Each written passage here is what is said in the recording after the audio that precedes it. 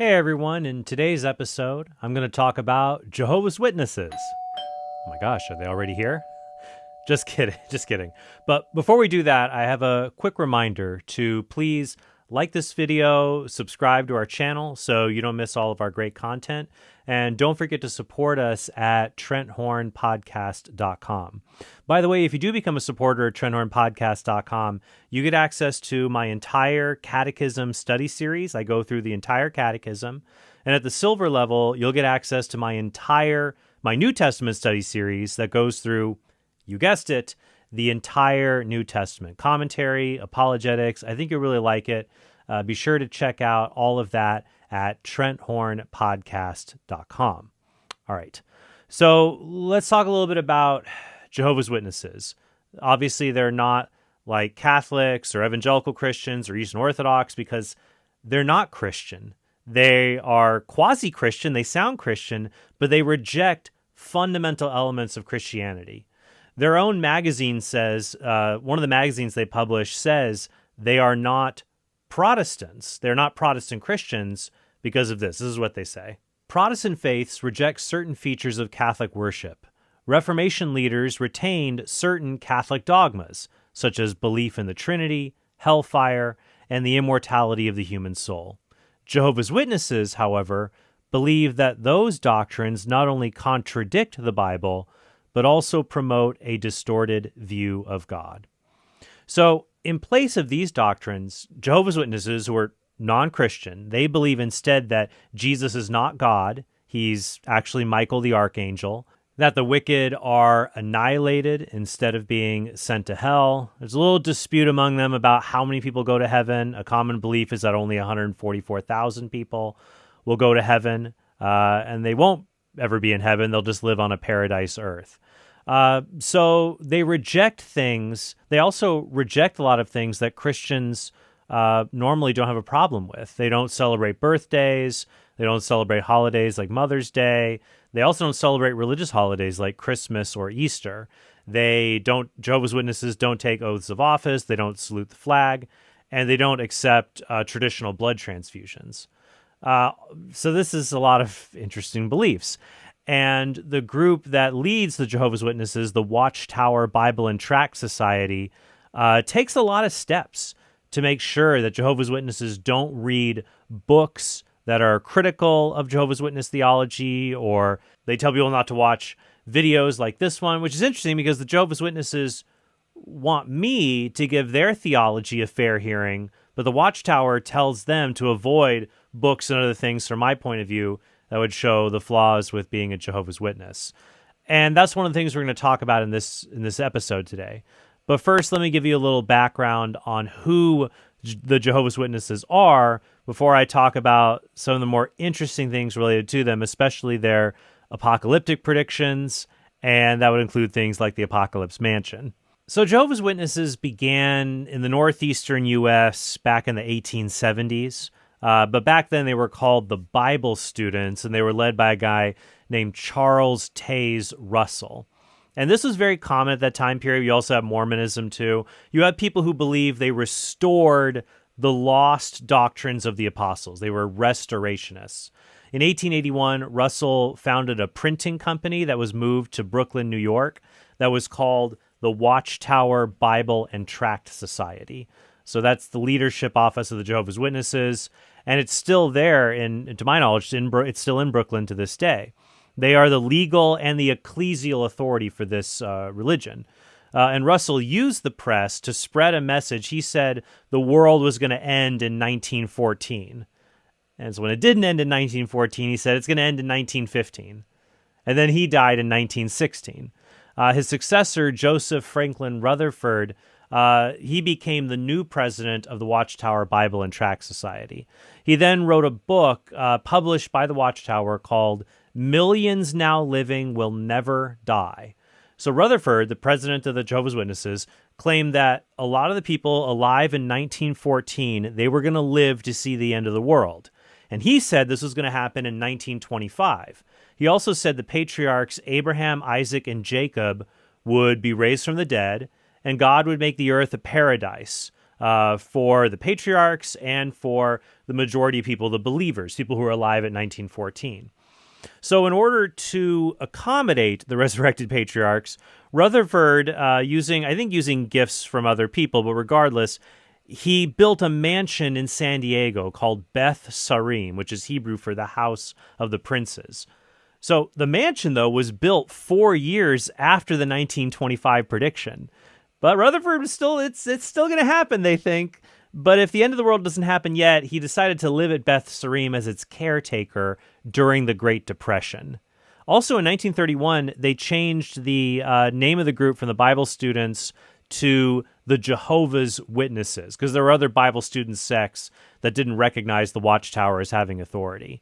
And he taught that God was the ultimate leader of the Jehovah's Witnesses, and that the Watchtower Bible and Tract Society was God's official administrator, in his words. Now, Rutherford died at Beth Sarim in 1942, and he was succeeded by their third president, Nathan Knorr. In 1954, when asked at a trial in Scotland why the property was sold, Frederick William Franz, who was then the vice president of the Watchtower Society, said, because it was there, and the prophets had not yet come back to occupy it, they're 30 years late, to make use of it, and the society had no use for it at the time. It was in charge of a caretaker, and it was causing expense. And our understanding of the scriptures opened up more and more concerning the princes, which will include those prophets, and so the property was sold as serving no present purpose. The article ends by saying the house is now privately owned and has been designated historical landmark number 474 by the city of San Diego. Anyways, back to the history of the Jehovah's Witnesses. So Nathan Knorr, the president after Rutherford, he really changed the witnesses to be like what you know them today. He came up with the idea of going door to door with their testimonies. I think the first witnesses had played a recording of Nathan Knorr speaking to people on like a phonograph. He also commissioned their Bible, the New World Translation. It was published in 1961 because they were trying to, deal with the fact that the real Bible, translated properly, contradicts the Jehovah's Witness doctrine, saying things that Jesus is not God and things like that. And they try to say that it's just a really literal translation, and it's not. And several Greek scholars have translated the Jehovah's Witness Bible, the New World Translation. They've criticized it because it's clearly been tweaked, not to get at the original text, but to support Jehovah's Witness theology. Also, in the mid-1960s, Jehovah's Witness literature was really hinting strongly that the world would end in 1975. In 1969, their magazine Awake said, "If you are a young person, you also need to face the fact that you will never grow old in this present system of things. Why not?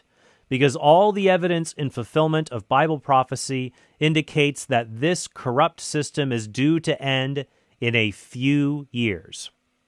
Now, despite this failed prediction, Awake magazine continued through the 1980s to print at the top of the magazine's first page the following: "This magazine builds confidence in the Creator's promise of a peaceful and secure world before the generation that saw the events of 1914 passes away." According to the witnesses at that time, the events of 1914 were Jesus's invisible return.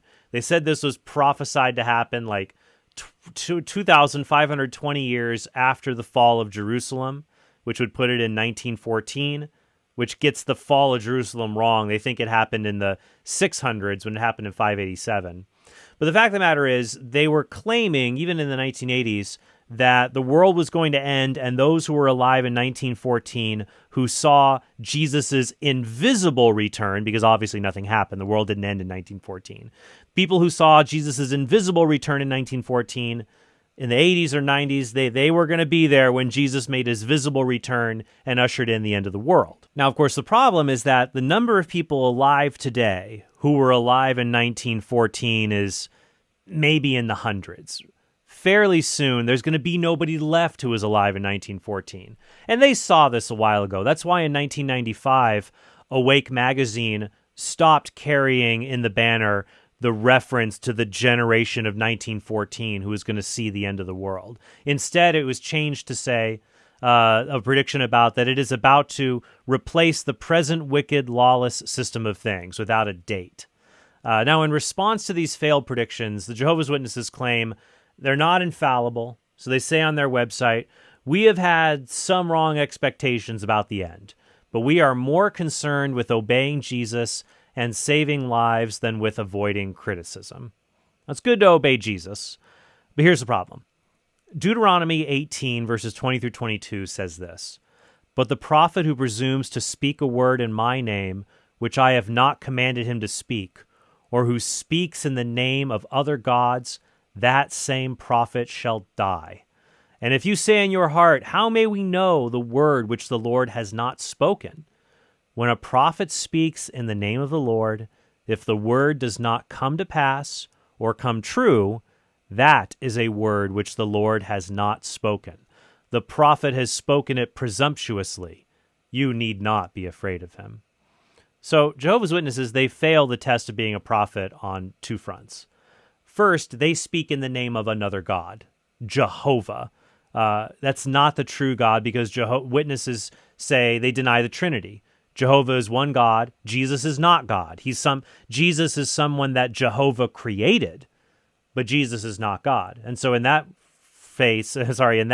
way, Jehovah's Witnesses fail Deuteronomy 18's first test. They lead people away from the true God and want people to worship a false God, the God Jehovah. By the way, they call him Jehovah because they combine the vowels for Adonai with the Hebrew tetragrammaton. So we have Yahweh, the traditionally assumed pronunciation of God, replaced with the vowels for Adonai. In Latin, you get Jehovah, but nobody was saying Jehovah in the time of Jesus or before that. And second, what the witnesses claimed would happen over and over again did not happen.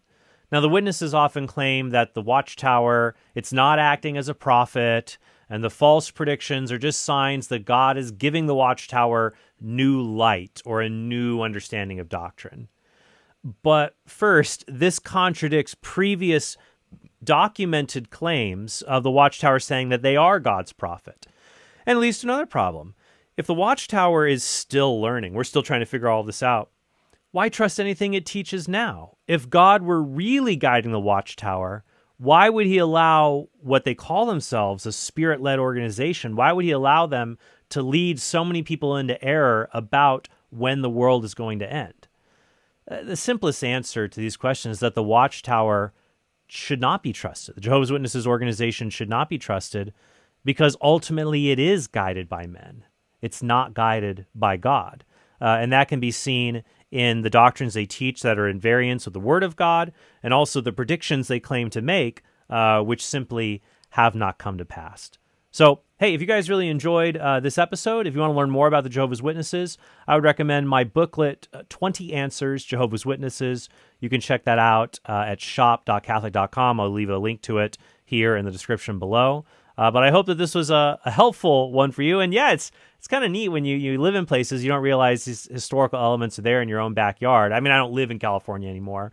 But when I did, it was cool to go and see this stuff. If I do a future episode on Mormonism, another episode on Mormonism, I'll have to show you the Mormon Battalion site in Old Town, San Diego. It's a really cool place, actually. So actually, I went there, and they asked for my address so missionaries could come and talk to me. And I gave them the Catholic Answers address, and I saw them walk up to the building, and they turned around. But I enjoy chats with Mormons when they stop by every now and then. I'll have to do another episode on that. So many things to do episodes on. But hey, thank you guys for your support that allows us to do all these episodes, and I just hope you have a very blessed day. Hey, thanks for watching this video. If you want to help us produce more great content like this, be sure to click subscribe and go to TrentHornPodcast.com to become a premium subscriber. You'll help us create more videos like this and get access to bonus content and sneak peeks of our upcoming projects.